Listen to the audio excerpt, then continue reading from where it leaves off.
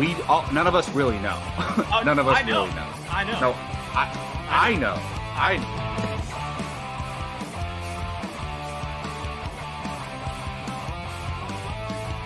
Perfect timing, Keith.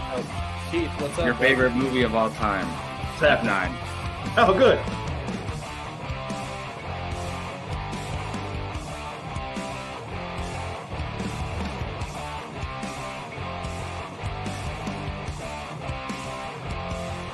How is there any other choice than Remember the Titans being number one? I'm curious. I'm spoiling mine, but Well, let's see. Here we go. Yeah, that's a good I'm question, not even Brian. done talking. you shouldn't be talking at this point. What is going on, everybody? Welcome back to Apocaflix Movies and Apocaflix Now, our movie hangout show here on the channel where we break down and talk everything that we love in the world of movies. I'm your host, Jake Quillen. As you can see, I'm joined tonight by Mr. Brian Avlicino and Mr. Jacob Bartley. No Keith Barnes tonight. He's got some family stuff to take care of. Mr. Gio Ramos will be here, as well as special guest Mr. Amaru Moses, who will be joining us once again to discuss everything that is D23. And Andy, I see your comment about the failure of D23 and what world can that be classified as. We'll get into it tonight. We are going to talk about it, whether or not D23 was a success or a failure. And it means different things to everyone. So I'm very curious to hear thoughts from everybody on this one. But before we get to that, let's check on the fellas, see how everyone's doing. Jacob, my man, how you doing, man? What's up? Doing pretty well. Just, trying to stay on track with everything, work, watching all these shows. There's like a show every day that I have to watch a new episode for. So it's Sundays for House of Dragons. Yeah. Thursdays for She-Hulk, Lord of the Rings for Fridays, and then eventually Andor for Wednesdays. Yeah, and I'm also watching Harley Quinn and What We Do in the Shadows. So like I got. That's your choice. That's your choice. So. I mean, love them both. So. I decided to choose to wait till all of Harley Quinn comes out, and then I'm just going to binge it. I honestly wish I could do that, but it's hard. Yeah, that's fair. How was if I may ask before I go to Brian, how was your first weekend of fantasy football? It was up and down, man. Ironically, in all the leagues that I play in, I'm like 500. So I'm, I have the same amount of wins as losses. So I guess that's decent. But yeah, it was pretty fun. Obviously, like my team didn't do so well. So that's what I'm like worried about. But fantasy football wise, had a good time. I'm taking our league, my guy. Taking our league. Telling your team, you and a couple other teams are smashing in that league. So, and I didn't even perform at my highest ability. That's all I would say. Brian, how about you, man? Has your week gotten any better? I mean, my fantasy teams went 2-0, so I'm better than both of you at this point. Has it gone any better? It's gotten a little bit better. I mean, I didn't have anything stolen today, so that's exactly. Positivity. Yay. Like, I don't have. I just heard about that today. I can even jinx it. I'm going to just not put it. Did you Uber to work today? No, my coworker was nice enough to pick me up and take me home. There you go. Although was that coworker named Jacob? No. Could have been. Oh, no, we don't got the same time, actually. Actually, you just put an idea in my head that might be Jacob. No. Okay. Anyways. I had to freaking walk a mile to and from to get my groceries today. That freaking blew. Oh, man. I'm telling you, Brian, just go steal a scooter.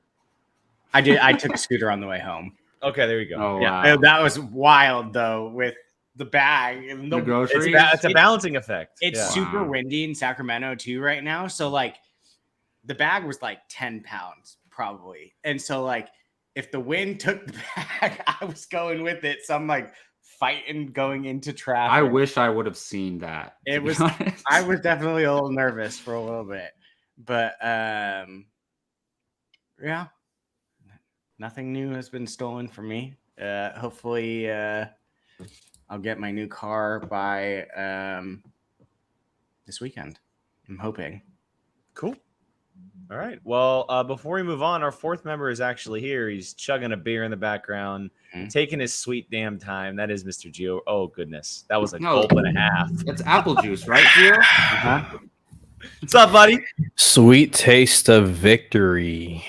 Are you? How many victories did you take this weekend? I went 3 for 1 in fantasy football. Oh, that's not You're bad. in 4 leagues? Tell me about it. Last year I was in 5, but I'm slowly degrading. And whichever You never act like you care in the league that I'm in with you. What the hell, man? I'm trying to make trades, man. Probably the least amount of money. Gio wins like by a lot this week, and the first thing he does in our text chat, hey, this guy's on a block. Let's make a trade. Yeah, I'm like, like dude. he's not happy with his team or something. Yeah, like what? You just won. See, I'm the person has 1 week, and I want to drop my whole entire team. Like one person. I'm like, that's Shaw. That's Shaw in our league. Don't overreact. Yeah, I know. It's hard. Can't be too reactionary, but it's good to see you guys, Brian. I'm sorry to hear about that car. Oh yeah. Thanks. You let me know, bud. Well, I'll pick you up. We'll go find it. Okay. You're not even that far. I know some people in Sacramento. Yeah. I'm not kidding. I had kids going, "What kind of car is it?" And I'm like, "It doesn't matter to you." And I'm like, they're like, "Oh," and I'm like, I swear to God. Hey, they got the pole, Brian. They got the pole. It kind of scared me a little bit. I was just like, a Honda Accord? They might have taken it by accident and they didn't know. It was funny though, because I was just like, a Honda Accord, and they're like, no. And I'm like, that's not in their inventory. I know. I'm very confused.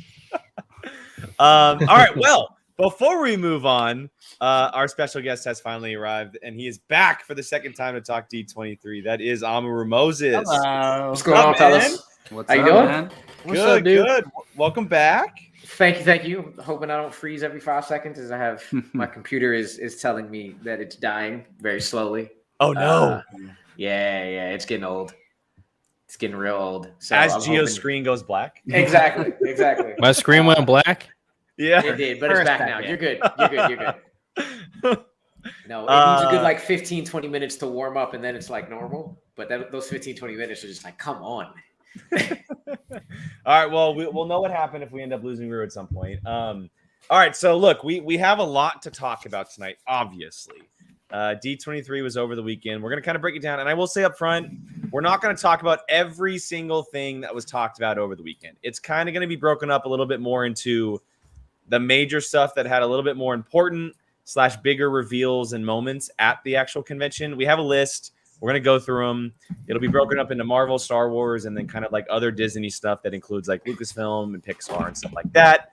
We're going to get to that very, very quickly. But of course, we always start the show off a little segment here that is called the Movie Watching Challenge, where we get to watch movies that we've never seen before that are challenged by our fellow members here on the channel. I watched There Will Be Blood this week. I was challenged by Brian. Nice. And my review goes up for There Will Be Blood tomorrow, so you can check that out. I'm very interested to hear what Jacob thinks of my thoughts, because he's a massive Daniel Day-Lewis fan. Interesting. So that video will go up tomorrow. I'm not going to reveal anything because I want it to be a secret for the moment. Isn't it a long movie? It's a very long movie. It's 2 hours and 40 minutes. Yeah, it's a very long movie. Yeah, so you can check that out tomorrow. That'll be uploaded tomorrow. But the second part of this is always the fact that we get to challenge someone else on the channel. We get to challenge one other person on this channel. And I decided this week to challenge Mr. Jacob Bartley. I went back and forth. Honestly, look, I wanted to challenge Brian because his movies list is so long. But he challenged me, so I couldn't really challenge him. And like he's not here. I'm okay to I feel like I should be as long as it's not twice in a row, I'll deal with it. I think we should make a pact that Brian is automatically just every other time. Every other time. Or Brian is also challenged as everyone else gets challenged. Yeah, he has to watch a movie every week. I don't know about that. He has to watch a movie every week. It's actually a good idea. I mean, every other time is cool. Let's start with that. But yeah, so I chose Jacob for one reason, and that's because I like the list of movies he had down more than Gio. It's nothing against Gio's list, but I like. I got to redo my list. I like the. It's also movies that we haven't seen, so it's like exactly. So yeah, I'm gonna go ahead and bring up the wheel, and Jacob's gonna see which 4 movies I've challenged him to, and then we're gonna spin said wheel. So I picked of 4 random movies this week. Wow. Hidalgo, Escape from New York, Atomic Blonde, and Varsity Blues. Varsity Blues. Yes, I know. It's football season. It almost feels like it's right for that one to run go. a fantasy football channel. You better. So, and of course, if it lands on wild card, Jacob does get to pick. Jacob, any thoughts on these movies before we spin the wheel? I had a feeling that Atomic Blonde was going to be on here as soon as I knew that you were challenging me. But yeah, I'm interested in watching all of them, so I'm excited to find out what it is. Wild Card, I heard that's a great movie. So it's a great movie. I've never heard of Escape from New. Oh my god, looks like the most 80s movie I've ever seen. It is awesome. It is so awesome. You've never heard of Escape from LA either, then I'm guessing. No. Hey, real quick, which one was Kurt Russell shooting the basketball for his life? Was that LA or that's New York? Los Angeles. That's okay, LA, never mind. Okay, it's been a while since I've seen that one's the worst of the worst. Of it. All right, Jacob, here we go. Spin the wheel. Let's see what you land on. Let's do it. As it spins, Andy's right. I'm just going to challenge all of you to blind spotting immediately. I want to watch it. Keep going. Stay. I still like it. I love it. Yes. Good movie. That's the one I wanted, to be honest. It's been too long. And you guys, I mean, some of you have said that it's better than all 3 John Wick movies. That's crazy to me. I haven't seen it, but if that's true, then I'm in for a special surprise. Look, I'm a Charlize Theron fanboy, which is why I say that. So yeah. But at least if it's on par, then I'm excited. Okay, I'll say this. The director he's directed the first John Wick and Atomic Blonde. I like Atomic Blonde more than the first John Wick. Okay, he also just did Bullet Train. Yeah. So I'd say it's on par with the first John Wick. Yeah, it's a great Stahelski. Is it the other one? No, it's David Leitch. Okay. Yeah. Man. Cool. No, I'm excited. Gio, what were you going to say? No, just let me tell you. Okay, Daredevil Season 2 has an incredible stairwell fight scene. Captain America Civil War has an incredible stairwell fight scene. Oh, yes. It does not compare to Atomic Blonde. Just keep that in mind, okay? It doesn't. Daredevil's compares. Daredevil's but man. Jacob, it's another tracking shot. Put it that way. Yeah. Okay. You're going to be tired. No, I'm all in. It's like I can only go so long without watching this movie. So I'm glad it's finally here. Facts. All right. Well, you get to see Jacob's thoughts on Atomic Blonde next week. And he'll review that on a separate video and then get to challenge someone else. So with that out of the way, guys, let's just get into it. Let's talk some D23. Do we want to start with Marvel because it's the biggest stuff, or do we want to start with Star Wars first? What do you guys think? I would, in my opinion, let's go small to big, but I mean, it's up to you guys. I say let's go with Star Wars first. Yeah. Okay. Let's start with Star Wars. So or Lucasfilm. Yeah, we'll go Star Wars and then kind of blend into Lucasfilm. There's some Lucasfilm stuff that we can talk about. Star Wars wasn't as big as Marvel, but they had some really, really big panels going on at this Lucasfilm showcase that they had going on Saturday. They started with Andor. They dropped a new trailer that you can see on YouTube. We weren't planning on talking about too much because it comes out next week. We've kind of like hyped up the show quite a bit to this point. So I think where we should start is Tales of the Jedi, the new animated shorts that are coming out on Disney Plus.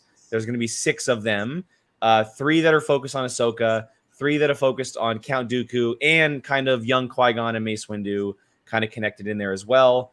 They're going to be dropping, Brian, correct me if I'm wrong, the November? I can look it up for you. I might be wrong. But there's 6 of them. They're about 12 to 15 minutes long, and they're all going to drop at once. We get to watch all 6 episodes at once. October 26th. Which one? October 26th. October 26th. Okay. So the end of October. Brian and I did a trailer reaction. You can see it on the channel. We actually sat through the entire D23 panel, hung out, had a lot of fun. It's finally back on YouTube, by the way. Is it really? It's finally back up, so you can watch that. Jay, I've seen a couple other channels who had theirs blocked, and then it eventually came back. Yeah, it got back up today. So, Jake, I rewatched that whole entire thing. We were so naive into thinking how short it was going to be. We were at 45 minutes. We were like, it's going to wrap up pretty soon, guys. And I'm like, This thing still went on for another 2 hours. I was on my couch watching y'all like y'all are no, there's no way in the world. And I was paying attention to the time slot. That's why it said, it's after just, the first anyway. after the first 45, we were saying it like pretty consistently every 15 minutes for the next 2 hours after. Whatever, who So cares? funny. Everyone hung with us, and we appreciate it. But because Brian and I talked about it, I do want to hear from Jacob, Gio, and Amru first. So, guys, take it away. Jacob, why don't you start us off? What did you think about the trailer for Tales of the Jedi? So I actually just watched this today, like on my break at work. And if I were to say like my top 3 things that I'm excited about from all of this Disney Plus stuff, this would be one of them for me, because obviously I'm a Star Wars guy, and my favorite thing in Star Wars is the Jedi and the Jedi lore and the mythology and all that. On top of that, I've always wanted to see more Count Dooku or more Darth Viserys, or what is it? Lord Tyrannus. Tyrannus. Tyrannus. Yeah, That's what it Tyrannus. is. Okay. I like that name a Studying. lot better than Count Dooku, Darth Tyrannus. And especially him being Qui-Gon Jinn's master. I always wanted to see more of that on screen, and I love the animation on the young Qui-Gon. It looks so good. Jacob, do you know who's voicing him? No. Liam Neeson's son. Really? That's right. Nice. Yeah. That's cool. That's really cool. I'm sure they have similar voices, both accent wise and just because he's his son. But no, I mean, I'm looking forward to all the stuff in this show, like especially the Ahsoka stuff. I mean, obviously, it's like I'm sure some fans are like, it just looks like more Clone Wars, but what's wrong with that? Didn't it say in yeah. the trailer from the makers of the Clone Wars or something? Yeah. Like, So yeah, I'm pretty stoked for it, to be honest. I didn't even know it was coming. Did they just announce it? Like, do we know anything about this? This was announced, and they showed pictures publicly at Celebration, but they kept the trailer in private. Okay. To the people who were just in the panel. I think this was the exact trailer that was dropped at Celebration. The people at Celebration got to watch the first episode. Yeah, you got to see the first episode. We have. They got we were in the panel. It was in the animation panel, and the first episode was Baby Ahsoka. That's what it was. Oh, you guys were chilling in the VIP lounge pass that y'all got, huh? Not on that one. On that day, we were just normal people. I'm sure you guys would have wanted to watch that. Oh, yeah. Are you kidding me? That's what I'm saying, yeah. Yeah. No, I'm with Jacob. Sorry. No, Gio, go ahead. Yeah, I'm with Jacob on that. It's Count Dooku for me, seeing a younger version of him. And again, I haven't read all the books or whatnot. I just actually finished the Asajj Ventress. Oh God, what's his name? Oh my God, Disciples. Dark Disciples. Quinlan Yeah, did you finally Quinlan check it Voss. out? Yeah, sorry, I did. Yeah, loved Wasn't it. I knew you would love it. Ventress. Damn, man, just So yeah. good. But and that's no disrespect to Ahsoka, because guys, we're gonna get a lot of Ahsoka on live action. Like, trust me, like as long as Filoni's involved, we're gonna get a lot of Ahsoka. For me, I want to see more of the prequel characters, Count Dooku and him with Qui-Gon. I've been wanting to see that relationship. You guys know how I am about Mace Windu. Okay, I don't care if we get animation, audiobook, whatever. Okay, give me more Mace Windu and his badass lightsaber. So I mean, I also want to see that relationship, that friendship between Dooku and Mace Windu, and then we see how they were in Attack of the Clones and whatnot. You can tell there was definitely some history there. So yeah, I'm with you guys. I'm gonna be checking it out. Can't wait for it. Rue? I am not a Star Wars guy. I know Star Wars. I watch Star Wars. It's really just the big things for me. So I still have not watched that other Andor trailer. I have stuck it out like you, Jake. I don't want to see anything else. Attaboy! I haven't watched it either. I don't. Ryan, you liar. I am super excited for Andor. Rogue One. I consider Rogue One the best Star Wars movie. Period. That is my top movie, so I'm very excited for that. I know there's a Yaddle in this. That's what there is. There is. So, animated for some reason, animated Star Wars is just like, nah, I'm all right. I'll just hear it from everybody else. But a couple of other shows, I'm definitely excited. No, that's fair. I mean, I think that the animation, and they're shorts, but it looks on par with something like Clone Wars Season 7. Yeah. It looks gorgeous. It's like ridiculous how well it looks. Jacob, have you read the Ahsoka novel? Did you read that one? Yes. Well, audio it, but yeah. So that gentleman at the end of the trailer with the double-sided lightsaber, that's the moment that she's gonna bleed the crystals. It's really? Yeah. So they're adapting part of the book. It's the Inquisitor. She faces I believe it's the sixth brother, and those become her white lightsabers. So that book is a young adult novel, but in that book, he throws his lightsaber at somebody and slices them in half. So I'm excited to see more of that guy. Nice. Yeah, no, it's gonna be great. It's gonna be great.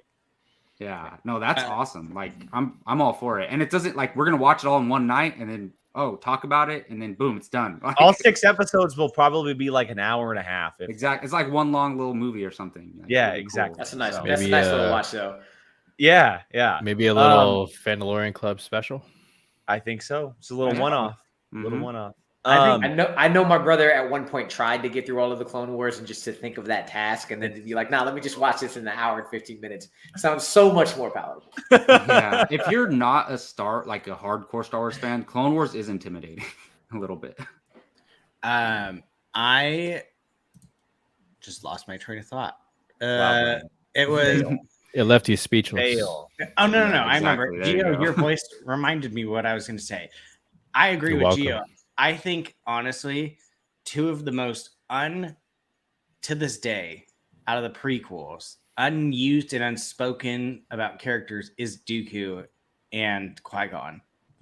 And I mean, that's including books. They just started to tiptoe with Qui-Gon as far as like the Master and Apprentice book and stuff like that. But like, there's really not that much stuff about them. So like any stuff we're getting about those two, Dooku and Qui-Gon, to me I'm excited. Well, we haven't seen much of them together at all. No, ever. And see, that's just the power of Liam Neeson and what he brought to the Qui-Gon character. You know, just 100%. like it stuck with you 22 years later, 23 years later, and going. That when he came back in Obi-Wan, we're just like, finally, even though it was at the very, very tail end, like the very last thing. So, you know, it's really great to see, and the fact that Liam Neeson's son is getting involved, you know, that's just icing on the cake right there, man. Agreed. Yeah, it's gonna be fun. It's gonna be a fun time. All right, let's get to the big boy of the Star Wars panel. That was the brand new trailer for The Mandalorian. Mandalorian season 3, what they called a teaser trailer. That was no teaser. That was no teaser. That was a teaser trailer. This is, and I will say this, Brian and I talked about this on the stream on Saturday. This is not either of the two trailers they showed at Celebration. This is a complete recut. There's footage, obviously. There's like maybe 15 seconds of footage from the It's a lot of new stuff compared to what we saw. Again, I want to start with the three gentlemen who have not spoken on it. Let's go back around the table here. Rue, why don't you start us off? What did you think of this trailer? Does this get you hyped? Yes, very much so. This trailer reminds me when you have a great director and a great score, the hype level. The music was so good. 100. I'm assuming Ludwig is still doing it. I think so. And Rick Famuyiwa is one of my favorite directors. He directed he directed Dope, he directed Brown Sugar, he directed The Wood, and he directed a lot of these, and it just looks absolutely beautiful. So I'm super hyped for it, and just getting me hyped to see. I want to know if we are getting into Mandalorian Civil Wars or not. That's where I want to know whether or not we're going there. What is Bo-Katan going to do? Are they going to go at it? But I'm also wondering, because every season there's a weird amount of levity and comedy. And I also want to know how they're going to balance that, because they do a really good job every season of doing that. So I am hella excited for this one. It looks beautiful. It sounds beautiful. And I cannot wait for it. I need my Bill Burr episode. Give me my Bill Burr episode for sure. Hey, Bill Burr has been like one of those unexpected like hits. Like, you know, we knew he was appearing in Mandalorian, but we thought he was going to be like, you know, just slapstick funny and whatnot. But no, he has some serious dramatic chops, which is not really all surprising, you know, when you think about comedians and how they are with, you know, drama roles. Like I think back to Bill Burr and that conversation he had with the Imperial officer, right on point. Yeah, I can't wait for that. But yeah, the trailer, come on. You don't need to sell me on Mandalorian season 3. You kidding me? You could have just been whatever, like you could have just had a flashback of the first 2 seasons and say season 3 coming this date, and that's it. But yeah, seeing oh my god, what's her name? The Bo-Katan. Yeah, Bo-Katan. Sorry. Wow, you knew right away. Just watching out the window and that whole thing about like I need to claim what's mine. I don't care who has it. The dark saber. Like that's a thing I'm watching for season 3.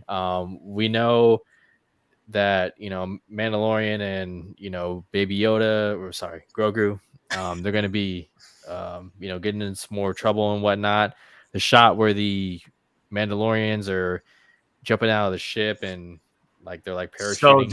So dope. Man. It looks so good. Yeah, that looks awesome. And armor lady, what's her name? The armor. The armor. Yeah. Close enough. Right there. I don't know why. Go ahead. I don't know why every time I see a shot like that, but does anybody remember the video game Power of Two, where it was the 2-man thing and they it was just a 2-man straight game that you just have to power through with 2 different people. They always had this shot of them like parachuting out of an airplane. And that was like their main shot. And that, for some reason, it reminded me of that video game. And I was like, yes, it looks great in the video game. It looks great in this. I loved it. And it's a recent memory, but it reminded me a lot of that shot in Edge of Tomorrow when they were jumping out of the ship as it was exploding. Not that like it was intense, and it's it weird kind of comparison, but no, I said this on Saturday. I said that the trailer looked like this is what the show has been not just building towards, but what should be the entire time. Like when I think The Mandalorian, this is what I think. Like this of course I built up to. Yeah, like I love season 1. I love season 2. I love like all the side stories and the bounty hunting stuff and everything. But this is what I want from this show. I want Mandalorians. I want Mandalore. I want the dark saber. I want history. I want culture. I want clans and tribes and all that stuff. And that's what I want from this show. And I just, the trailer was everything that I was hoping that it would be. Bo-Katan looks like she's going off of a deep end, and it's going to be amazing. All of the other Mandos that are coming into play. If we do see the Mando Civil War, Night of 1,000 Tears, all of that stuff. I mean, it's going to be a total geek out fest for people who are Mandalorian fans. So, yeah, I'm all in. The trailer was everything that I was hoping it would be and more. It blew expectations out of the water for me. Like, and we saw a really, really good trailer celebration. Brian and I, we weren't in the Mando Plus panel. But to me, this trailer blew everything out. Oh my god, yeah, it was way better. You guys need to stop teasing us with this. Okay, release the Mando cut. I showed release you the Mando cut. I want to see this trailer. I've shown you it. I didn't look at it. I gotta go. Now I gotta scroll back like 4 months. I don't believe so, Mike. I believe they have a season 4 already planned. So no, I don't think so. Hey, yeah, there's no way. Jacob just watched the trailer. Yeah, man. What'd you think, buddy? All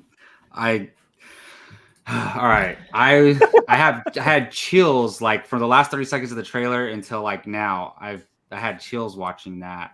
And I heard Amaru was talking about the score, the music in the background, like that was amazing. I have it stuck in my head still, but I think what you said, Jake, is spot on. That like if like this feels like what the Mandalorian show should have always kind of been. And look, I get why they made it like, okay, let's explore these side characters and some characters that we know here and there in the first 2 seasons. But now you could literally just like have Din and Jin, right? Is it Din? Din Djarin. Yeah. So you could have him and Grogu doing whatever you want. You don't have to have any other characters that we know, and we'd be invested. But on top of that, we have the other Mandalorians, and the ones that we do know, and this conflict. The fact that like the Mandalorians as a whole don't have that rule of taking your mask off, but his cult does. So can his cult just say that you're no longer a Mandalorian anymore? And what does that mean as far as him having the Darksaber? And that's like, that is like very like crazy. Like it's such a compelling conflict, and I just can't wait to see how it all comes together.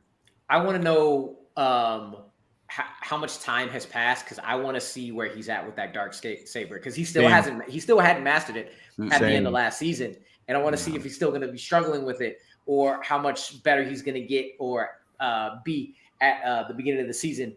And I heard somewhere that Boba Fett might be showing up again. I think I'm one of the few people who actually enjoyed Book of Boba Fett the entire season. I didn't mind that it was like Mando 2.5 and everything beforehand. So give me more Boba Fett. I love Tamir, so I'd love to see him get back in the fray as well. I want to see him come back and whoop ass. That's what I want to see him do. Exactly. The staff is my favorite weapon. I can't remember the name of the damn staff, but it's so damn good. The Gaffy stick. The Gaffy stick. Thank you.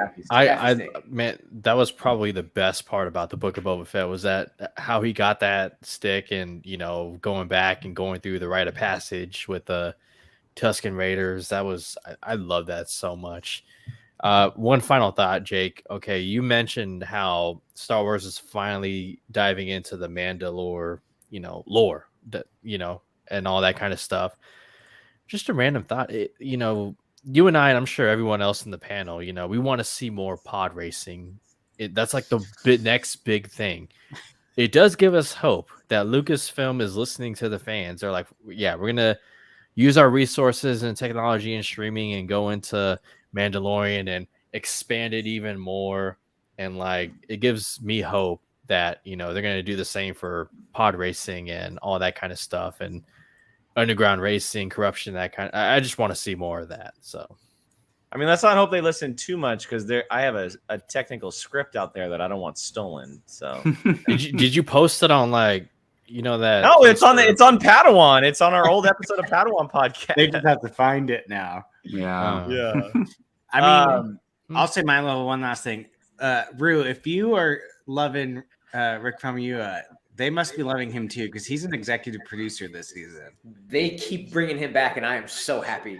He's listed as executive producer for every single episode this season. Yeah. Wow. I'm so happy, because he's just in general an underrated director, and a lot of his movies, a lot of people have not seen, and I just want people to get eyes on him and his work, because he doesn't direct much. He only has about 5-6 movies. He really this has been doing. Yep. And he's always been just a really well-respected director, because he does limited things. But when he does it well. And I feel like he's on the path to getting his own series or film. I really do. Yes, please. I hope so, because if anything, this shows the other studio that they should have stuck with him in regards to a certain. Okay, moving on. Movie. We all know. We all know what you're talking about. Moving on. All right. The next Star Wars project that we're going to talk about, we can go over this quickly because there wasn't a ton that was announced, but we got a pretty big announcement for the show. I'm going to start off with this. Gentlemen, we officially have our Ezra Bridger. He has officially been casted. Jacob, I don't know if you saw this. Did you see this? I heard you guys talking about it. Yeah, but I didn't know the official announcement. And this was announced before D23, actually. And I believe his name is Iman Esfandi. I could be wrong. That name is too similar to Miss Marvel's. Oh my gosh. Yeah. That's what it is, Jake. And he has officially been casted as Ezra Bridger inside the Ahsoka show. We didn't get a ton from the Ahsoka show in the panel, but I did want to bring up one specific image that's probably going to get a lot of Star Wars fanboys going, and that is this image. Oh my This is from the live action show. Wow. This isn't from Rebels. That is live action Sabine in front of the Rebels mural. That will be appearing in the Ahsoka show. That means that we are officially getting essentially a reshot from the very end of Star Wars Rebels, where Ahsoka and Sabine reunite to go find Ezra. And not that the whole show is going to be about this, but at least a large portion is going to be about the search for Ezra and Thrawn, wherever Thrawn may be. I'm literally wearing him today. And look, you guys know how I feel about Ahsoka. I've said it enough. This show, I'm so excited. They said that there's more and bigger lightsaber fights than we've ever gotten in the Star Wars TV show in this show. We could have some really, really big stuff in this. Obviously, we're going to be getting a live action Hera as well. That's being kept under wraps for the moment. But Gio, I want you to start this one off, man. What are you thinking about this Ahsoka live action show and the casting of Ezra? Well, first off, I keep rewatching the fight between Ahsoka and character whose name begins with an M.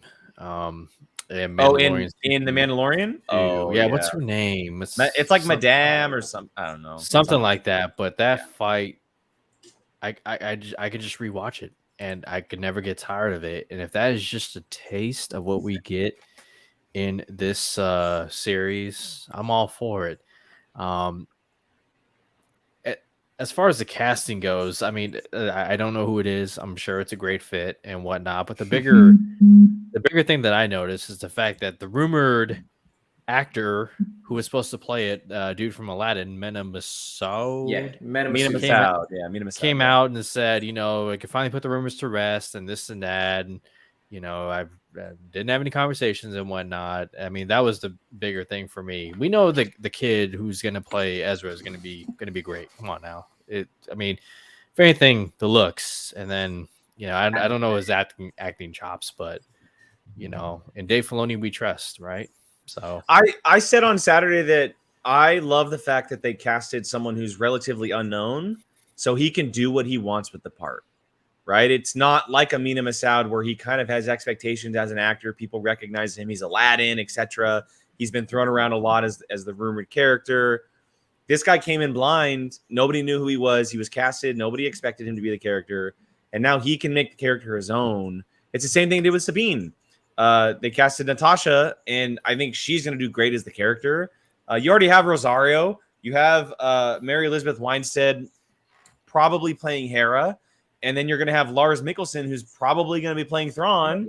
People know him as the Rebels Thrawn. Like, you have enough star power in the show to cast people like this. And the possibility of someone like Din showing up, etc. Like, you can cast some unknowns. They don't have to be major star powers every single character. So I do like that.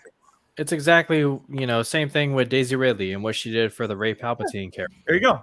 Yeah. This is how I'm coming into Ahsoka. I am really excited because it has been a long time since there's been a franchise show or movie that I know nothing about. I don't know the history. I don't know the characters. I just know the names. And I'm very excited to actually understand who these people are. So I'm hella excited. And I'm with Gio. That episode was a Akira Kurosawa episode, and I have finally seen Seven Samurai since it. And Seven Samurai is one of the greatest movies ever. And I now actually get the connection. And if they continue on that route, the shootout between Mando and Corporal Hicks, damn it. That itself wasn't even action, and it was beautiful. I'm very excited for it. I'm very excited to actually start to understand why everybody goes crazy over Thrawn and Ezra and everybody. So I'm really hyped for this one. Also, in addition to your guys' love for that episode, that was directed by Dave Filoni, who's pretty much in charge of everything Ahsoka. Like, it's his baby. So that's a big deal. That's a big deal. Jacob, what about you? He said this is his magnum opus, right? Yeah. So I mean, Favreau said that for him. Yeah, he ain't gonna fuck around and find out. It's like Kevin Feige with Doctor Strange, the first movie. Yeah, that's his. Yeah. Jacob. So I saw you tweet this picture earlier, but I was on my phone, right? But when you put it up bigger, I could see the mural, and it's just so that's a live. Whoever drew that in the world was drawing it based on the live action look of the characters. Yep. So if we see Zeb, he might look kind of like that, which is kind of cool. And can I just get one little flashback of Kanan and have it be Freddie Prinze Jr.? Freddie Prinze Jr. can play Kanan in live action. I 100% believe that. I don't think anybody would have a problem with that. No. Just a minute-long flashback of him telling Ezra something. That's it. That's all I need. It doesn't have to be action or nothing. Just I think that would be really cool. But I mean, especially if they put the blind mask over him too. Yeah, at that point, that's how he would look. So, or depending on when the flashback is. But yeah, it looks beautiful. Or that image gets me so excited. Just the image looks beautiful. Yeah. So I'm stoked. Brian, any final thoughts before we wrap up Star Wars? No, I mean, Anyone that's not excited for the future of Star Wars, you're crazy, because they've got such good things coming. I mean, we've got, and we're not going to really dive into it, but like Skeleton Crew, we've got literally people like John Watts came out today, said he was making Spider-Man and thought of Skeleton Crew while he was making Spider-Man, and ran into Favreau and was like, I have this idea. And he's like, great, make a show for me. And he goes, I've already done. And he was like, great. So like people are wanting to get into Star Wars, and it makes me excited because look at the things we're getting. Like these amazing directors that are doing such different things, like that, like the episode we were just talking about, the Magistrate episode, like that was straight out of like a samurai movie. Did anyone ever think a Star Wars was going to do a samurai movie Star Wars episode? Hell no. So like, it just gets me excited. I get chills thinking about like what could possibly come into this world. So it's exciting. And it's nice. It's nice to see that project moving forward with John Watts. You know, I recently talked about Glass Onion and Rian Johnson, and like, you know, he was just timing. You know, it was just timing with him and the studio and the way things were. But it's nice to see John Watts out there, because we're going to talk about a project I'm sure that he was formerly involved in. So. Possibly. Yeah. All right, that's gonna wrap up Star Wars. We're gonna get to Marvel here in just a second, but I wanted to cover some other things that were announced or talked about at D23. I just have 4 Lucasfilm, Disney, Pixar stuff that are written down at the moment. I'm just gonna mention them all. We can kind of all zigzag our way through. So we have Indiana Jones. Actually 5. Excuse me. We have Indiana Jones. We have the Willow TV series, which got a trailer. The Little Mermaid, which also got a teaser trailer. Barry Jenkins's Mufasa the Lion King, and then the announcement that Inside Out is getting a sequel. Excuse me. So I don't know if someone wants to pick on something and talk about it. I kind of want to open the floor for this specific section. If there's one that kind of screams to you, does anybody want to start us off? Haley Bailey was singing. And She all was the people who are mad collecting the rent. Who's mad at the run she made when she sang B? Hush and sit in the back. We ain't looking for the straight up singing from before. Let the girl sing, please. Just shush. No, dude, like, and the hate against this movie specifically because she has been cast is, first of all, it's absolutely ridiculous. But the movie, from what we have seen, looks awesome. It's small. It's a small snippet of what we've seen. But if the movie is going to be her singing like that, you can't do nothing but get excited. That girl's got a voice on her. I'm telling y'all, the black community is about to rally behind this like they did Black Panther. It is going to. It may not hit a Billy, but it is there. We are going to be out in full force for this one. Yeah, you know that the racists don't have anything to complain about when they're saying the water looks too polluted. Get the fuck out of here. The water looks too polluted. Are people saying that? Yeah. They've been saying the water looks. They were saying it doesn't look colorful enough. Yeah, it's like, get the fuck out of here. You don't have anything. Comparing it to the animation from. Yeah. It's like, you don't have anything to complain about. Just kick rocks. It's too funny. It's gonna be huge. I honestly feel like this will probably be the peak of Disney's live action. I really truly think. Like, I will say I'm a little worried about what they're gonna do with the animals, because Lion King and no expression. That's my one. Like, let me see how y'all are doing that, because the expression on photorealistic animals did not work last time. I said it. I think we talked about it. It might have been on POV, but I'm a little hesitant on Melissa McCarthy playing Ursula. That is fair. That's the thing that kind of gets me a little nervous, because she has a specific style of comedy that I don't know that will fit with Ursula. It should have been Queen Latifah, but it should have been Queen Latifah. I thought Queen Latifah was cast. She did the stage version. She did the stage one. Yeah, she did the live one. Mm-hmm. Shane Ross, you're damn right. I got fooled. By the way, I got fooled hard. Jake got so bamboozled it wasn't even funny. Someone posted a total fake rumor that the movie was happening and Andrew Garfield was playing Milo Thatch, and I freaked out, and it was a total just ball buster. Yeah. Wow. I'm a sucker. Rachel, the only thing with Abu is he he doesn't talk to them, and like I would assume with the voices they casted for the characters, the animals are going to talk to her. I think it might. I think it's going to be I think it'll look a little bit better than it does in Lion King. Because I mean, not to say that it will, but maybe fish are a little bit better to operate. I don't know. Jungle Book wasn't bad. Like Jungle Book did its job. Yeah. So if they go more a little like that than they did with the Lion King, which by the way, Mufasa, I'm getting behind because Barry Jenkins hasn't failed. I am so on board with Mufasa. I am so on board. That's the one. Yeah, for me, it's Mufasa the Lion King, which. You know, when we heard Barry Jenkins was doing a Lion King, they originally said Lion King 2 is what they said. Yeah.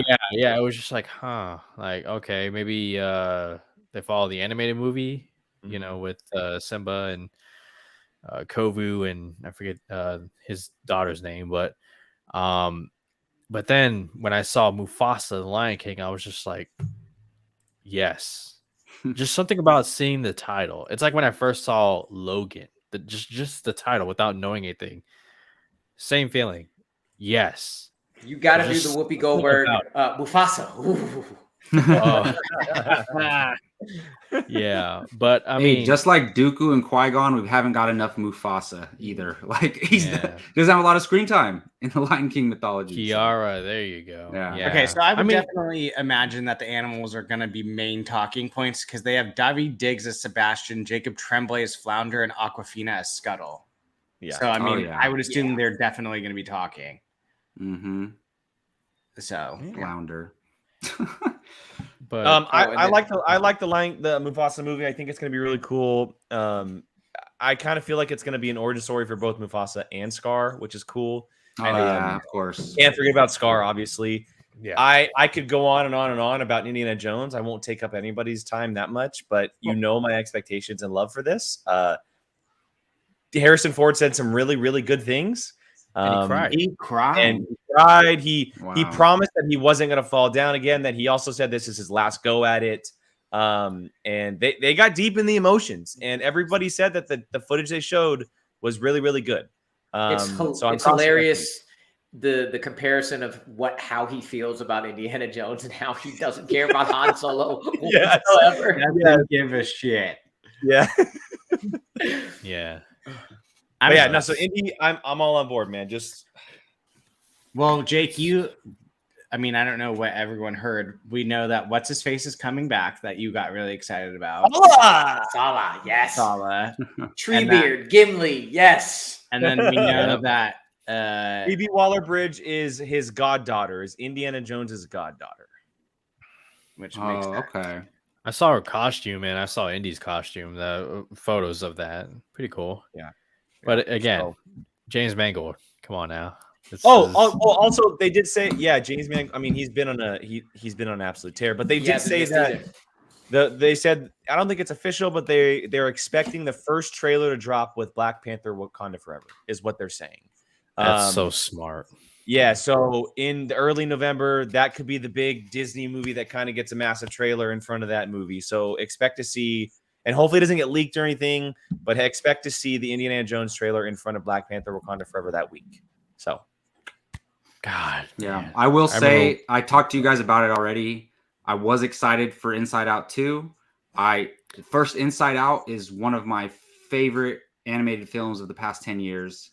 Love it so much. I've seen it like 50 times. And I was so stoked until I heard the entire voice cast is not coming back. Look, I'm still excited for it. I'll still watch it. You still have Amy Poehler involved. But, like, Mindy Kaling might have been the best voice in the cast. And if she's not coming back, I don't know. But still excited for it overall. We'll see. No, that's fair. That's fair. One other thing for me, because it came later in the day, and it kind of silently, got released afterwards. But Percy Jackson got a trailer. Yes, bro. That's right. And it was the quote. It was the quote to start the trailer. And I cannot wait for Jake, did you read the books? Gosh, I cannot wait for I didn't read them all, but I'm a hardcore Percy Jackson fan. Also, National Treasure. Anybody? National Treasure looked really good. I'm so psyched. They got Harvey Keitel back. Yes. I was not expecting. So I'm psyched for both. I'm saying it right now. If they get to second season, Nick Cage is showing up in season 2. Saying it right now. For sure. It would make sense. And they're gonna do a third movie, and it's gonna. And they're gonna do a third movie. Yeah. 100%. Mm-hmm. That'd be smart. That would actually be very smart. 100%. Because guess what? Riley Poole cameos in season 1, baby. Yeah, let's go. All right. Are we good on everything that else is Disney? We can move on to Marvel. Yeah. It's the big chunk, guys. I mean, it's Willow looks great. I finally saw a trailer. I'm excited as hell for that. Yeah, I'm excited too. Everyone needs to watch the first one if they have not watched the movie. I'll wait to watch. I've never seen it. Go watch Willow. Add it to my list. It's a great fantasy movie. All right, let's get into it, guys. Let's get into some Marvel stuff. Look, there was a lot. As I mentioned, a 3-page list. Yeah, as I mentioned up top, we're not going to get to every single thing because some panels or specific projects, we're just like bringing the cast out and talking about the movie. We're going to get to some of the stuff that had the major things that were kind of announced, like either characters, castings, trailers, etc. I'm not going to go back to back on trailers. I kind of want to spread those out, but I do want to start with Werewolf by Night. I do want to start with this one. This is a big deal, not just because it's a Marvel special, right? It's a one-off. It's a Halloween special for Marvel, but it's the first of a lot of different kinds for the MCU. It's in black and white. It's a horror film. And we get to see werewolf, Man-Thing, all these different types of characters that we never expected to see in the MCU come together. And weirdly enough, it's all directed by Michael Giacchino, the composer, for the past however long. I don't know how everybody felt about it. I know Rue was watching, Brian and I watch it as we did a reaction to it. I was blown away when this trailer dropped. Like, I could not believe what we were watching. It's also a whodunit, which is strange. It's a horror whodunit set in the world of Marvel. Like, I don't know how you can't be excited about it. But yeah, anybody can take the floor. I think Werewolf by Night is going to be absolutely awesome. I just want to add on to that. I just watched that trailer like an hour ago, and I loved it. I had no idea that they were going like straight like 1930s horror movie. Like it feels exactly like that, and I'm excited now. Like I wasn't really that excited for it, to be honest, but after the trailer, I'm stoked. Like you were the one I was most curious to hear about what you thought about it. I loved it, and I don't really know much about any of those characters, so I'm excited to learn. So, Shane, yes, everything is MCU canon. It is MCU canon. I don't know if you consider it a movie. It's more just like a special presentation, as they say. Yeah, it's a special presentation on Disney Plus. So. I mean, it's definitely canon because they literally came out today saying that they had Mahershala Ali in the script until his schedule conflicted. And there's no way that they're not going to bring Elsa Bloodstone into the MCU. There's no way. Yeah. There's no absolute way. So yes, it's 100% MCU canon. Yeah, really in the same way that the Guardians holiday special is going to be MCU canon. Oh so, yeah. Oh. This was definitely the surprise of D23. Everybody had heard about it, but not really. And then when it played, it grabs a hold of you. Gael Garcia Bernal, like I love anything that he's in. And I am not. I'm going to clip that out to make sure that I pronounce the name correctly. Yeah, that sounded. I'm just going to play it on our show, Rue. Is that okay? Not a problem. Go that ahead sounded and take completely right. Yeah. But yeah, I'm not the horror guy, but that looks. I love whodunits. I love mysteries, and that just looks like a hell of a good time. Yeah. So I'm very stoked for that. Loved it. Loved every second of it. Brian, can you read off? Do you have your document in front of you? Can you read off all of like the Marvel characters that are in this in the movie presentation? Yeah. So the main cast that of Marvel characters that I caught throughout it was Elsa Bloodstone. The zombie people are confusing. It's actually Ulysses Bloodstone, which is her father. Okay. He's the one that found. So if you don't know what Elsa Bloodstone is, they literally are like supernatural hunters, and this stone keeps them immortal. Hence why their last name it's a bloodstone. So that's why he's a talking zombie. Love that. Verusa, which is the creepy old lady that is in the trailer. She's a new character. Jack Russell, which is Werewolf by Night, the one that has the like kind of like lines on his face. Man-Thing. Joven, which is the old guy that looks like Jack Black He's a new character, and then there were some TVA agents that that's the interesting demolished. Yeah, that's the interesting. The TVA is going to be in this, which is super cool. What?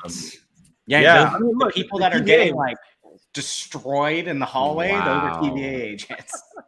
They probably show up like expecting. What are the things called that cause another universe to go off? That they prune? Isn't that what they call it? No, they prune them. Oh no, what's the event that causes? You mean like Nexus? Another time? Nexus event. Yeah. Maybe something remember it happens in this, and that's why they show up. I don't know. That's crazy. Oh, I'm sure. Andy, there's no runtime. But I would expect between an hour and a half.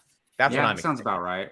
That's kind of what I'm expecting to see. I honestly like wait till Halloween to watch this, but I won't be able to. I honestly I would expect like a TV special runtime. That's like an hour and a half ish. Jake, the fact that you have not brought up the fact that you are so excited that it is in black and white is. I talked about it. I mean, you can go watch our trailer reaction. I immediately react to when it shows up in black and white. Is this a black and white? I think it's the coolest thing ever to do. Like they could have easily done a 1920s or 1800s whatever with these characters, done it in color. But they took the time to do it all in black and white, and that takes time. Well, here's a lot of time. Also, the thing they get away with murking people and blood and guts because it's not in red. Yeah. Well, we saw in the trailer someone cut an arm off. Yeah, I mean the TVA agents literally had their stomachs ripped out. And it's 100% going to have that like mature rating thing on Disney Plus. Oh, but if you're of this age, do not watch this. Etc. Yeah. But yeah, so I'm psyched. Gio, did you say anything about it? Not yet, but to that point, again, they're starting to go toward that, R-rated side, right? They put Deadpool and Logan on Disney Plus. We know Blade's on the way. Vampires are mentioned. They're slowly creeping toward that side, and I'm here for it. There's just something that is like oddly for me, like I'm attached to this trailer, and I think it has to do with like. Is it because it's in black and white, Gio? No, totally. Because what I was gonna say is edgy. That too, but like one of my earliest movie theater memories is watching the black and white Creature of the Black Lagoon with the red and blue 3D glasses. I don't know what the fuck I was doing in theaters at like 8 years old or something. My mom just took me and I watched it and I was creeped out. But like, that's what this trailer reminded me of. And I love the it's like paying homage to those kind of movies and whatnot. And the fact that you have TVA in there, because MCU, you got to have a little bit of connectivity in there. And but I love the artistic choice of it. And for sure, this went from being something that I'm probably not going to watch to the moment at the end when the film started burning, and it did that little old thing. I was like, "Fuck, I'm in." God damn it. Gio, you sure you weren't having flashbacks to black and white Zack Snyder Justice League? That's what I was saying. That's 100% what was happening. I mean, guys, look, I did not bring it up this time. Okay, so like, I'm moving on before you go on time. I'm moving on. All right. Next thing that I want to talk about is the news from Captain America: New World Order. This is interesting because look, there's a lot of pieces involved with this movie, but the biggest piece that is coming out of D23, Tim Blake Nelson is officially back as the leader. And if you don't know who that is, he is Mr. Blue in The Incredible Hulk. Finally. Samuel Stearns is returning to the MCU. He will be the main villain, and they did say he will be full-blown the leader, no origin, etc. He will already be that character in the movie. And he will be, I forget what they described him as, but he's intelligent as all hell in the movie. I put it in the thing. Okay, cool. The leader is described as terrifyingly intelligent and a man who operates strictly from intellect. There you go. And they called it a paranoid thriller, Brian? Paranoid thriller. Paranoid thriller. Love that. So they said, my other notes is the director is Nigerian, Julius Ona. Sorry if I'm pronouncing it wrong. And he directed The Cloverfield Paradox. And the other cast members, Carl Lumley is back as Isaiah Bradley, Danny Ramirez as Joaquin Torres, and the newest cast member, I'm going to butcher your name, I apologize, Shira Haas cast as the Israeli superheroine Sabra. Love that. So Awesome. it's basically a direct sequel to Falcon and the Winter Soldier, obviously. Isaiah Bradley, Danny Ramirez coming back in. I love that they're coming back. We're going to see a new Falcon. Hoping to God we see a Captain America flashback of Isaiah Bradley. That would be so dope. Great. I don't know if they'll do it, but I think you have the movie now. Like, there's a good chance we see a very small flashback of it. I feel like you don't bring him back unless you're doing something. Yeah, and I mean they could do like maybe Sam just goes and hangs out with them. They talk things out, etc. You know, like he's kind of like a mentor to him a little bit or something. But I mean, it would be a huge missed opportunity if you don't do a flashback. I think it'd be very cool to see that, even if it's just a very quick snippet of like maybe they're watching something on film or something and they see like a flash of him doing something. But yeah, obviously the big deal is the leader coming back. And Brian and I talked about it with Keith a couple weeks ago on She-Hulk. We predicted that the bad of She-Hulk is in fact the leader. Yeah, that's definitely not going to be the first time we're seeing him before the end of She-Hulk. Yeah, and we talked about like who wants her blood, who wants Asgardian armor, etc. We said that we think it might be the leader. They have the connection from the Hulk movies, etc. He's the only one that makes sense to know about the blood like that. Yeah. We were thinking of the characters who would know that Bruce Banner's blood is the reason why he turns into the Hulk, and he is one of the characters from the MCU past that knew that's how it happened, and it happened to him. So it just kind of like fits. It's a nice little puzzle piece. So yeah, I always considered the leader to be Hulk's like arch nemesis from like the She-Hulk TV show and old comics and the comic cards I've got. So this I've been waiting for him to come back for a long time. So now we just got to count down the years before Liv Tyler comes back. And count down the years before Ty Burrell comes back as Doc Samson. Ty Burrell, oh my God.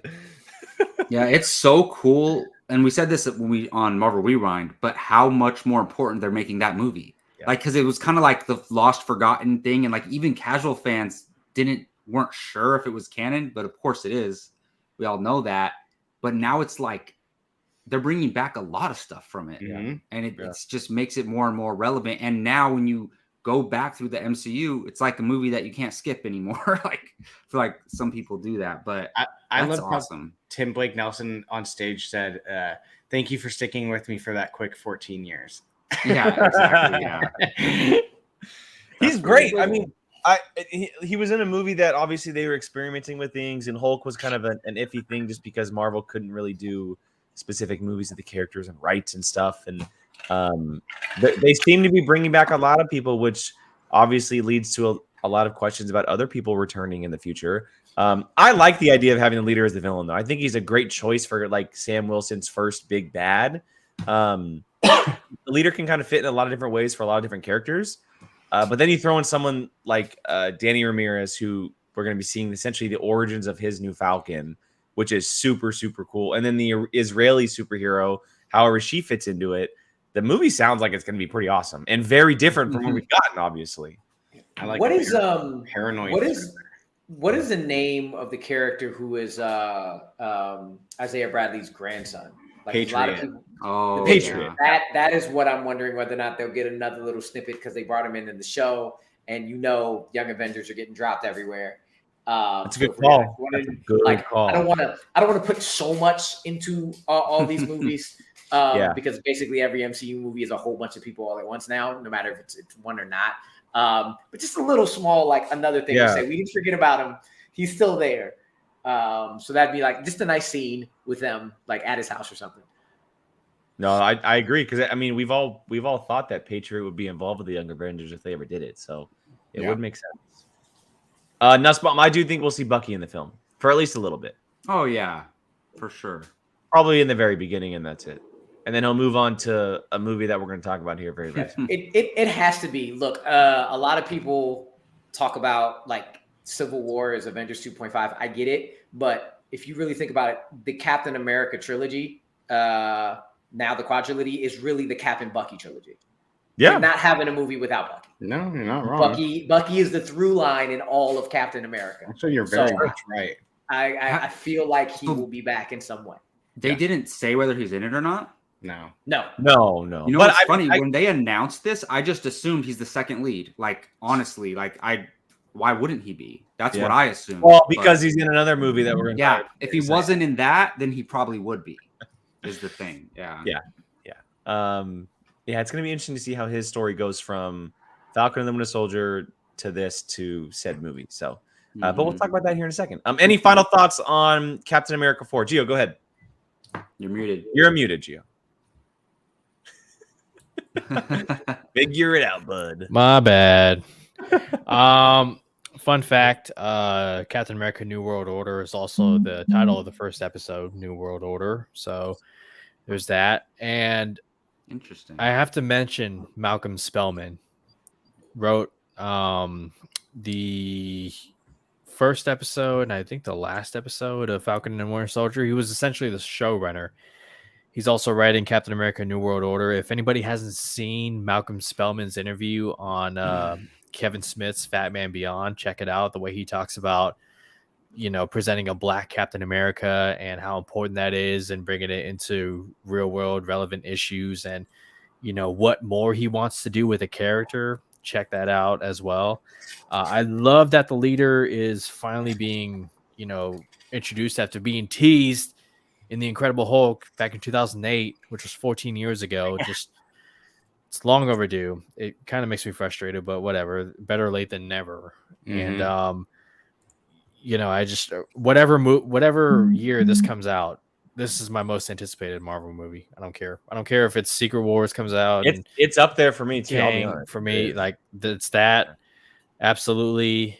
I wonder if we'll see some characters from the Falcon and Winter Soldier series, the Power Broker, Sharon Carter, obviously Isaiah Bradley. I would love a flashback in the vein of the first Ant-Man movie where they showed Hank Pym's Ant-Man and the Wasp and how much of a treat that was. But looking forward to this. Can't wait. Look, can we also give some props to Anthony Mackie because we haven't even mentioned his name once. He's amazing. I've seen his career over the past 20 years, and now he's playing Captain America. Dude, that is incredible. Love him. Congrats to that man. Agreed. Pop from Papa Doc to Captain America. Papa Doc. His real name's Clarence. I will say, I have not rewatched an actual rewatch of any Disney Plus show, and somehow in my headcanon, Falcon and the Winter Soldier is the worst of them all, and I promise, to me, when I say worst, I mean like low in the rankings, and I love all of them. And I swear every time I say that, I was like, no, I have to rewatch that show because I know for a fact a lot of people got in my head saying it's bad. And when I see it again, I'm like, what am I thinking? No, that's probably going to be the best rewatches out of all of them. So, and this movie will probably make that series better too. Yes, is what's probably going to happen. So it seems like it's going to be almost like a direct. Well, for Sam's story, anyway, like a direct follow up to what Sam is dealing with. So. I don't want to see any flag smash. I'm through with him.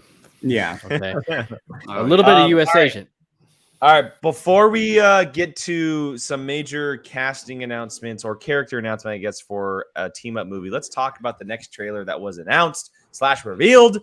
And that is the Disney Plus show that is coming out next spring, Secret Invasion. Secret Invasion, starring Samuel Jackson, Ben Mendelsohn, Emilia Clarke, and a ton of other people. You want the rundown? I have it all. There's a lot of people, Brian. Go very quick, please. Okay, Samuel L. Jackson, Colby Smulders, Ben Mendelsohn, Don Cheadle, Martin Freeman's Adrian Everett Ross is back.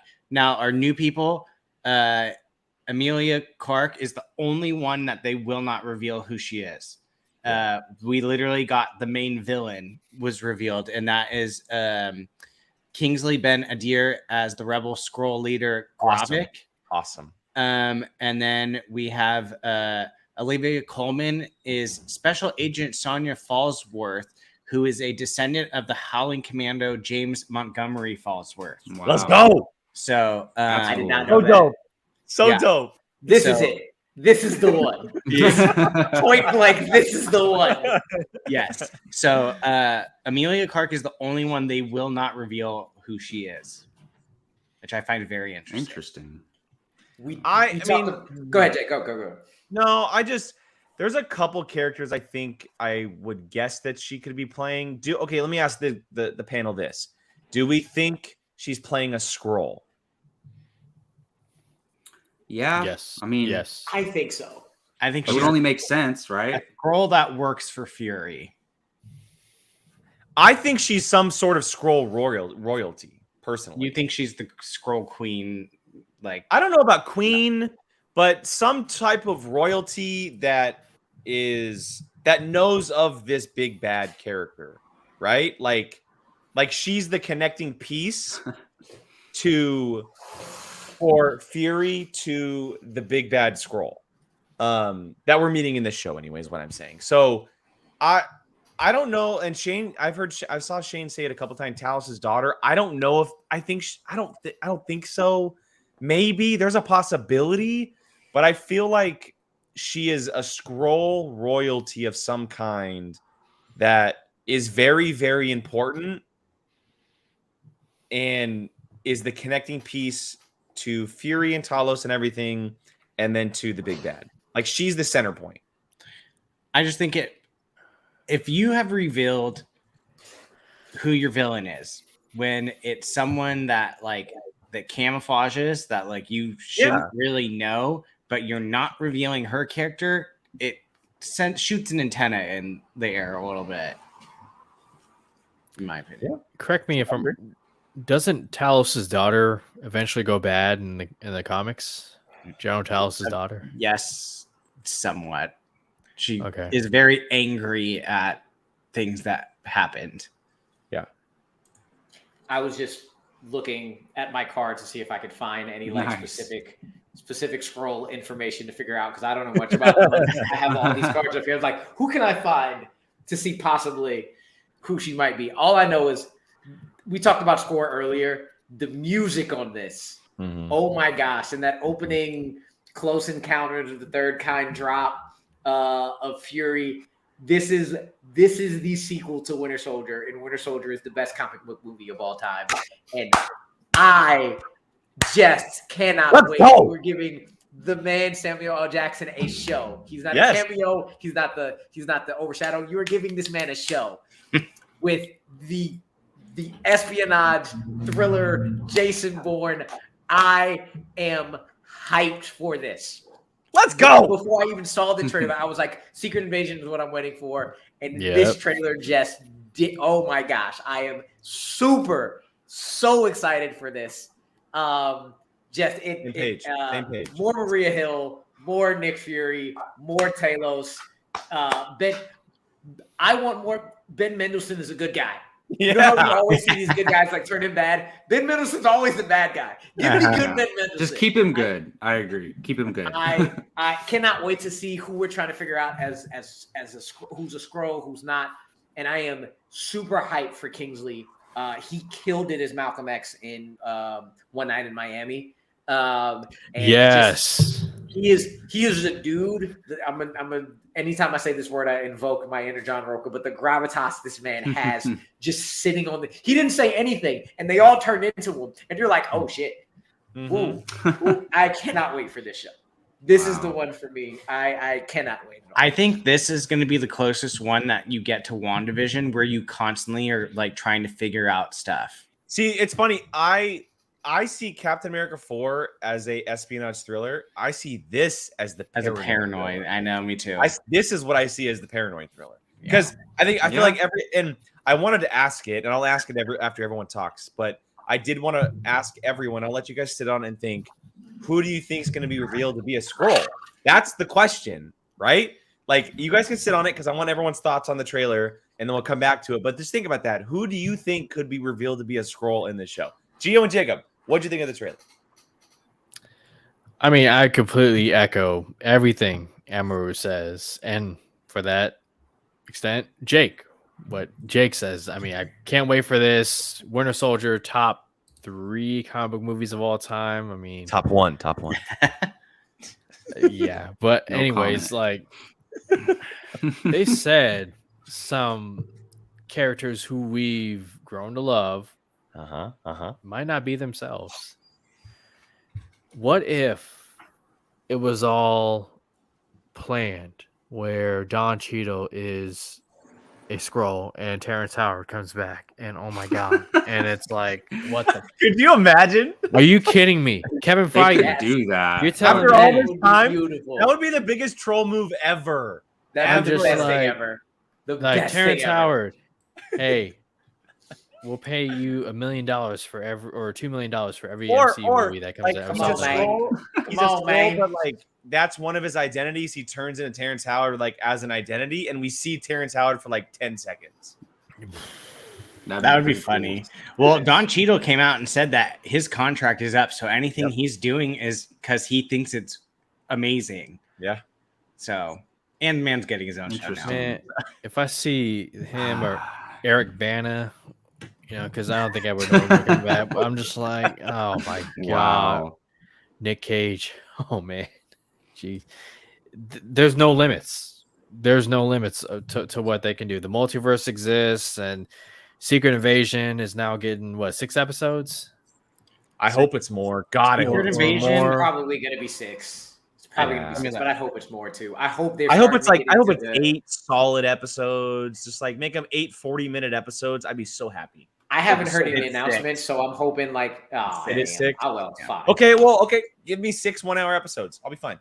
Give Yeah. me 6 1 hours. I feel like this would be the one that you're probably safest bet being an hour long. It 'Cause wouldn't we- feel right if they're 30 minutes. No, it just this- would not feel right. This is a pretty well beloved comic book run. Yeah. Like this is Well, like, this is supposed to be a major event, so yes, like this is Oh, like yeah. up there with Civil War. they as have to far give as it its comic time.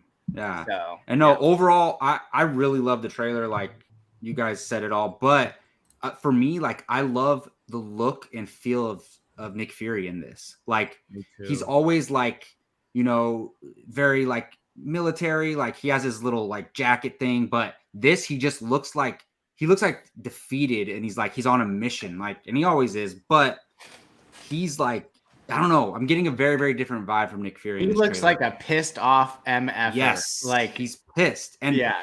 like people forget how great of an actor Sam Jackson is. Like he does his thing. He plays himself a lot in a lot of things, but when he wants to turn it on, he turns it on. And like I think he's full go in this. Like it's just his acting chops. It looks so good. He's been in that waiting sense. for this day. Yeah. And he's going to destroy.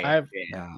I love the quote. Oh, go ahead. I love the quote that he had about, "I don't want to do any Oscar bait movies. I'm trying to have fun." Yes. acting, and Yes. this is his like, Hey. yes, come on. Yeah, Yeah. I would be too if I would. He's 70. He doesn't look 70. He looks much better than I'll look when I'm 70 if I make it there. But Same. when was the last time we saw the real Nick Fury? Like what movie? What was it? It was the at the end of the end of Far From Home. No Way Home. No, Yes. yeah, No Way Home. Far From Home. Yeah, end of Far From Far Home. From Home when he was going off into Mhm. space. Yeah.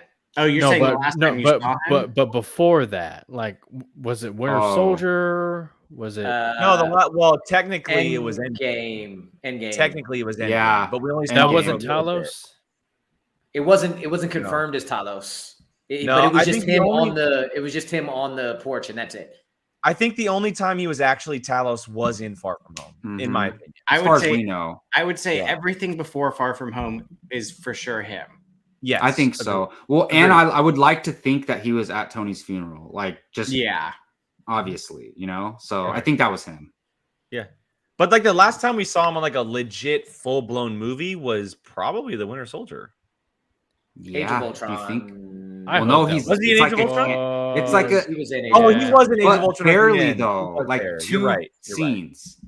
And young Fury in the Marvel and Captain Marvel. So Mhm. yeah, I mean, Yeah, he's that's kind of been what. buttered. Yeah, what Gordon's saying. When do you think the switch took place? Because After Endgame. After Yeah. After Endgame. He said peace. I out. did in between that, like I'm gonna say 6-month period after Endgame, it took place somehow. Hmm. Yeah, it had to be because it was that Far From Home was like 6 months after Yeah. Endgame. Yes. Andy, good point. The beeper, Carol. Yeah, Carol Danvers. Yeah. All right, let's get to the last major You thing are that kinda killing came me. from this. What? with the amount of stuff I have, and we're stopping at. I know, Brian. We're already at an hour and a half. Like we could literally go on for 2.5 hours. I know. I'm sorry. We'll run through some quick stuff at the very end, but this is kind of like the last major thing that was brought to D23, and that was the official roster to the Thunderbolts. We have our Thunderbolts team, and this is the squad that we will be seeing in the at the end of Phase 5, I believe is when it's the last movie of Phase 5. Last movie of Phase 5. Here is your squad. We have Taskmaster. We have Taskmaster. We have U.S. Agent. We have the Winter Soldier. We have Yelena, and we'll just call her as Black Widow going forward. We have Red Guardian himself. David Harbour is returning. Yeah. Ghost has returned from Ant-Man and the Wasp. And then, of course, the one who has put it all together in Val. Notably absent at the moment, Zemo and Abomination. The two characters we expected to be at the heart of this team are not there. Guys, let's talk about this this character list, this cast list, this squad. I'm going to say the squad's dope. It's awesome. But I am a little bummed to not see those characters there. I expect to see them in some form in the movie. I don't think there's no way they don't appear. But what an interesting group of characters. What a very interesting group of characters. And they said it at the panel. They said Bucky is the only level-headed character out of them all. Which is very crazy to say because Bucky ain't that level-headed. Bucky is not that level-headed at times. So that's crazy. Brian, why don't you start this one off? You're a Thunderbolts guy. You love this stuff. What'd you think of this roster, man? I'm okay with it. Oh, what? I was hoping for a little more diversity. In, if I'm being honest, I've got what? Throw up the image again really quick. I always mix this up. It's like 3 movies. It's literally like 3 movies. So you've got 2 super soldiers, 2 Black Widows, a normal guy, and 1 person with magical ability, if you want to count that. Who has magical abilities? Well, Ghost. Yeah. I mean, whatever you want to call. I don't know what you would call Ghost's power. Superpowers. Yeah, and we were saying on the stream how we had kind of expected the Hood to possibly be there, but he's obviously not there. Yeah, I mean, I guess it. I don't know. I just expected a little bit. I mean, you kind of got like just some basic people. I mean, at the end of the day, the actors playing them is what's going to make the movie. So I'm not going to complain about that because you've got a freaking all-star cast right now. Literally, a bunch of A-listers running this movie. So, yeah. I mean, I don't know. It took me by surprise. I was expecting some like a magic character, some type of Hulk, big muscled character, and no, I'm not counting Red Guardian as that character. So yeah, to be honest, all I really cared about was U.S. Agent again because thank you. Yeah, I know that was the guy I wanted to see the most. If I'm being completely honest, this is so true. So true. Oh yeah, the conversations are going to just be absurd. So, and I do think Zemo's in this in some capacity. Didn't he say he fought Bucky before or no? Because they must have crossed paths at some point, right? He said he fought Cat. When Red Guardian was doing his thing, Bucky was around, wasn't he? But he was like a covert spy. Okay. So nobody knew about him. He probably has story. He's got to have stories of the Winter Soldier. Yeah, that's the conversation going to happen. Or the Winter Soldier, or like Bucky kind of has a memory of like you're Red Guardian. Yeah, exactly. Yeah, you know, like you were the joke of our outfit or whatever. I don't know. I will say, I mean, I kind of like the cast. I would have loved to have seen someone like Zemo just because he's so different. But I know a lot of people don't like it, but I do like seeing Ghost return. I think she's a super cool character that has a lot of cool abilities. Now that her whole thing is like gone from Ant-Man and the Wasp, and she's able just to kind of do her thing now. I think that's really cool, and I think that they have a chance to kind of redo Taskmaster, if you will. Oh, 100%. I think, I'm not saying that Taskmaster was like awful in Black Widow. She was the weakest part, obviously, because they totally rewrote the character from the comics. Now you have the opportunity to make the character as cool and as badass as people were expecting the character to be in that movie. So I think it's cool. I think it's a cool team. I'm interested to see who leads. I'm thinking it's Bucky / Yelena, like a combo package, almost like a Cap and a Natasha type situation. But I think it's a very interesting team when it comes to their personalities. I think that's what they were going for more than the skills. They're all head cases, and it's going to be interesting to see them be put together. So I think one last thing for me is the reason I think Zemo is going to show up is because Zemo doesn't work with anyone that has superpowers, and none of them have superpowers except for Ghost. Does he count Super Soldier Serum as no? Because he's been with Bucky and all these characters before. So I think he's still against it, though. Remember, he crushes all the. If like freaking someone with magic guns or something's there, that's like a whole nother level. Yeah.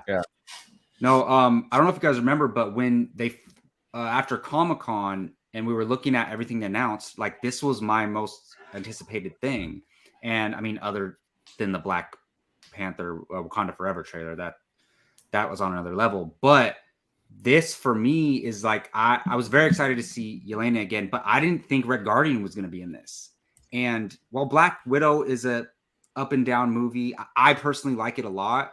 I love the relationship between Red Guardian and his two daughters. So to see them back together again, absolutely stoked for that. And I think we're going to get more characters, honestly. Like, I don't think this is the full team, to be honest. I think it's going to be very Avengers Age of Ultron-esque, where the movie starts with one team but ends with another. Exactly, yeah. That's a good way to put it. Yeah. Or maybe like by the end of that, we had Wanda and Quicksilver fighting with the Avengers, you know? Yeah. But I see what you're saying. Literally at the end of Age of Ultron, they have a whole new squad. Yeah. Rhodey, Falcon, Wanda, it's a whole new event. Because honestly, I don't think at least two of these characters are not making out of this movie alive. See, okay, that's what I wanted to ask. Who do you think's dying? Red Guardian. Yeah, unfortunately. Taskmaster. I think Taskmaster. I don't think they know what to do with Taskmaster. Yeah. If they kill her, it's to that way they can reboot the character. There's no way you're killing Yelena. No. There's no way you're killing U.S. Agent. And I don't think there's a chance you kill Bucky either. Not in this movie. Yeah. I don't know. If they do a Cap 5, I don't think they're doing a Cap without Bucky in it. Yeah. And I still think Falcon and Winter Soldier, Captain America and Winter Soldier needs a season. Fair. So I'm pretty okay with this. I did hear all the things about a lot of the similar people. It makes sense to me though, just because Contessa is like grabbing ground level people, so she would just have all the ground level people. My biggest interest is what the tone of this movie is going to be. Yeah, because Julia Louis-Dreyfus is hilarious. I will say her appearances so far, I have been a little like you're doing a little too much for me. You're going a little over the top for me, so I want to see if she brings it back. But she would fit with exactly what David Harbour is doing. Wyatt Russell can get to that level. You know, Sebastian Stan, his back and forth with Anthony Mackie makes him hilarious. Florence Pugh was absolutely hilarious. And then juxtaposing them with Olga Kurylenko and Hannah John Kamen, who are very serious in their movies. Yeah. I'm not worried. I'm wondering about what the actual tone of this movie is going to be. Is it going to be more of a comedy? Is it going to be more of a ground level serious thing, which I highly doubt with who they have. One thing I do think is going to happen, we've mentioned her before, this is where I think Power Broker definitely comes back. I think so too. This seems like the type of story that the Power Broker would be a part of. Black market stuff. I'm also really interested in the MCU trying to get us to root for villains / anti-heroes, because that's what this is. So that's what I'm interested in for this one. So. Gio, any final thoughts? This is Marvel's Suicide Squad right here. Maybe not, where they go on Suicide Squad suicide missions and whatnot, but you can kind of expect a little bit of what James Gunn did with the characters, where there's comedy with this seriousness and there's backstories and whatnot. And really the relationships that are formed between the characters. Yeah, I mean, the lineup is cool. You know, you guys talked about Age of Ultron. I'll pull a quote from there. They're not the 27 Yankees, but they have some hitters. And for me, it's, you know, U.S. Agent and Bucky and obviously Yelena right there. And yeah, we'll see what happens. I'd love to see Lawrence Fishburne back since Ghost is Yeah. Oh, yeah. Me too. That'd be cool. Huh. And he always had a little bit of an anti-hero vibe to him in that movie anyway. So, all right. So that's going to wrap up the major ones. I know that we're running out on time and we have to wrap up very, very quickly, but there's a lot of other stuff that happened at Marvel. I want to go on the table.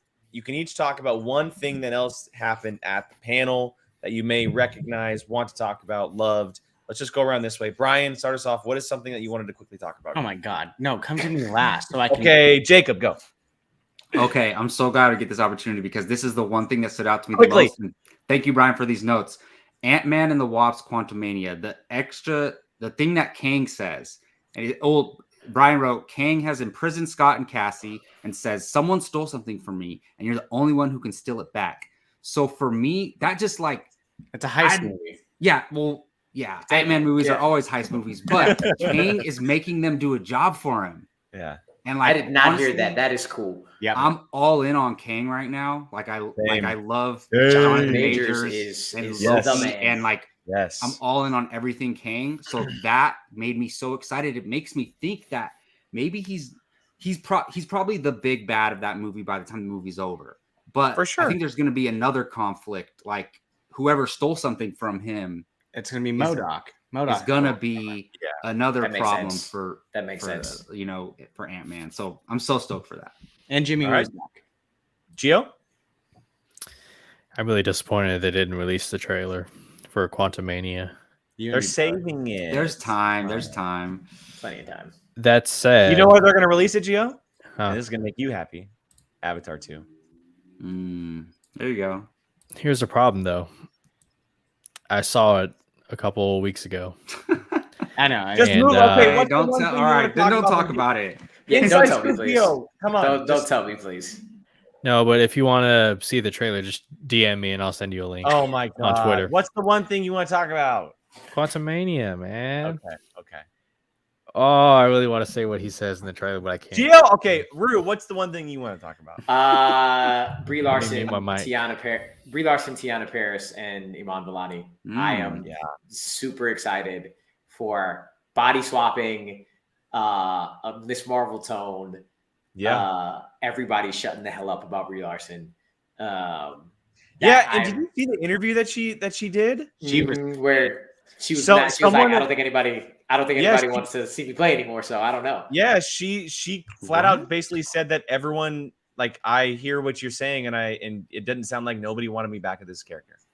Yeah, Like, somebody asked I how think- long are you gonna play Captain Marvel, and her response was, "Well, I don't know if anybody really wants me to play her anymore, so I don't know." I love her as the character. I think she's perfect. The movie But- made $1 billion. Like, but she people probably went gets to some go of the, see it. She probably gets some of the No. most hate. No, I know she does, which is audibly. not fair. And I actually was like, yes, thank you. Show that you're like, I hear you, sons of bitches. Shut the hell up. Yeah. So, but I'm excited for that in general, especially with Tiana Paris getting added into the mix. Did you see what she said about her character? I saw some of it, but I don't remember exactly what. So she's being trained by Nick Fury, but also she said that she's gonna already be flying in the movie. Lovely. Fully I forgot they asked that at the end of WandaVision he called her to come up. And train. Yeah. Miss Marvel is my favorite Disney Plus show, so I am super excited for that one. Yeah. Brian, you have your answer. No, you go. You do it, and I'm going to burn through the rest of them. No, we don't have that much time. Yes, I'm going to do it. Brian, you got to stay on panel with everybody else. Everybody only got one. No. Everybody. Okay, then I'm not going to go to you. Mine is quickly Daredevil. Look, Born Again. You get to see these two on screen again. It is just everything that I hope that this show is going to be. They also said that, which I think is a little bit of a misdirection. It's kind of a mix, but they also said it's not season 4, it's season 1. They're going to hit the reboot button a little bit, but kind of obviously keep in the same vein from what they had from those previous 3 seasons of that character. Super, super excited. Got a new logo and everything. Cannot wait for that show. So, all right, Brian, what is your one? Give mine to Brian because I didn't really get one. So Brian, well, I'm trying to decide between honestly Ironheart and Loki. Those are the two that I have. There, you get two. Okay, Ironheart explores tech versus magic. Anthony Ramos is the Hood. He deals in dark magic. Red Hood described as a bit of both when it comes to whether he's a good guy or a bad guy, and he wants to take in other misfits until they are on top. He goes to a dark place but has a good heart. So he's like kind of floats in between. Yeah. So I'm curious to see how Ironheart plays out.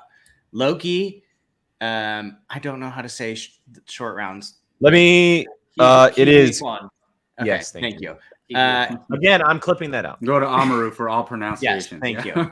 I'm just gonna have you send me voice text of, hey, can you say this name for me? Yeah, no problem. Not at all. None whatsoever. Go ahead. He's playing a record archivist for the TVA. The trailer was described as Loki glitching in the empty TVA room, chiseling away at a timekeeper's mural, revealing a giant golden Kang variant face statue in the back. Mobius will be trying to figure out how did I get here, and the theme of the show is basically trying to warn everyone of the upcoming war with Kang. Damn. Look, David Diggs is in Little Mermaid. Anthony Ramos is in Ironheart, and Rafael Casal is going to be in Loki season 2. Blind Spotting keeps coming up, damn it, because it's great. Go see it and support everybody that's in that damn movie. Okay, Jake, I'm gonna just say I just giving you the plot of Echo. She's returning back to her family in Oklahoma and trying to rekindle to her Native American roots. And you will see what her community and family means to her, but mostly what comes with having your community and family around you. Done. There you go. It wasn't that bad. Thank you. Look, there's going to be ample of opportunities to talk more about this stuff as everything leads up. Everything will come back around at some point in some sort of discussion, whether it's trailers, footage, information, etc. And you can bet your ass that Rue's going to be back here talking about most of them. Thank you so much for joining us. I know it's late on your end, man. So thank you again for hanging out with us and talking this stuff. It's always a good time. Real quick, where can everybody find you online, man? Amadou Moses on Facebook, Twitter, and Instagram. Bite Size Breakdown. The team is currently at TIFF right now. So they've seen Glass Onion and The Woman King. Banshees of Inisherin. Nice. We got little snippets of thoughts from 3 of our critics out there at TIFF. And then Paige and Jacob, 2 of our other writers, are going to be at New York Film Festival when that comes up next month too. So we are continuing to grow, do big things. Go follow us, please, if you haven't. Go watch the last episode of One Gotta Stay. I'm going to just get a plea. Rings of Power and Game of Thrones is out, and it was our fantasy episode, which was basically Wizarding World versus Middle Earth. And it doesn't have many views. Go watch it, please. It's like one of the ones that has less than 50. All of them are like 75 or above. Bite Size Breakdown. Go watch it. You gentlemen go watch it as well, because I have to have a conversation with you. Oh, yeah. Hey, Amaru, real quick. I've seen Blind Spotting, and I freaking love that movie. It's absolutely amazing, and it needs more love. I didn't know what movie you were talking about at first when they mentioned it earlier. I love that movie. Behind Inception, best movie of all time for me. My favorite movie of all time, and it might take Inception spot at some point in life, but it's Inception, Blind Spotting. I love it to death. Damn, I don't love it that much, but I love it though. I lived in Oakland for a long time, so the Oakland love. Oh no, even more. I need to see that because Jacob, floor is yours. Where can everyone find you? On Twitter at Jacob Barley 824. If you watch or football or play fantasy football, come check out First Round Fantasy on YouTube. Me and my buddy Gabe got a channel there, and Keith Barnes and I will be returning at the end of the month for Bartley and Barnes, so keep an eye out for that. Mr. Gio on Twitter at FandomUnited21. Again, DM me if you want the trailer for Quantumania. And Fandom United. Okay. Who's Theral? I'll see you there opening weekend for Black Adam. I mean, we're all gonna go. Yeah, we'll all be there. Brian, go ahead as he chugs his beer. He follows Dino on Twitter and Instagram, and A Certain Point of View on Sundays. At Qui-Gon Jake on Twitter and Instagram. 2 N's because someone else took it before I did. POV with Brian on a weekly basis. Check out some other things that are happening over there as well. Jacob, I don't know if you plugged it. I might have missed it, but Lord of the Rings reviews Saturday morning. Yes, you're right. With Keith Barnes. Go check those out. Those gentlemen are talking everything the Rings of Power. Brian and I will be doing Marvel Rewind on Thursday, talking She-Hulk. And then next week, everybody, Star Wars returns. Andor. Jake, by the way, it sounds like we were wrong about Daredevil. Well, we're not there yet. So, Fandalorian Club will be back next week as we are covering the first couple episodes of Andor. So go and get prepared for that. Check that out. That'll be on probably Wednesday, I would say. Maybe. We'll see. But anyway, thank you guys as always for joining us. Rue, thank you again, my man. Appreciate it. Everyone, thank you so much for being a part of this, commenting, everything. We hope you guys have a great rest of the week, and we'll catch you guys next time. Love you, Vapion.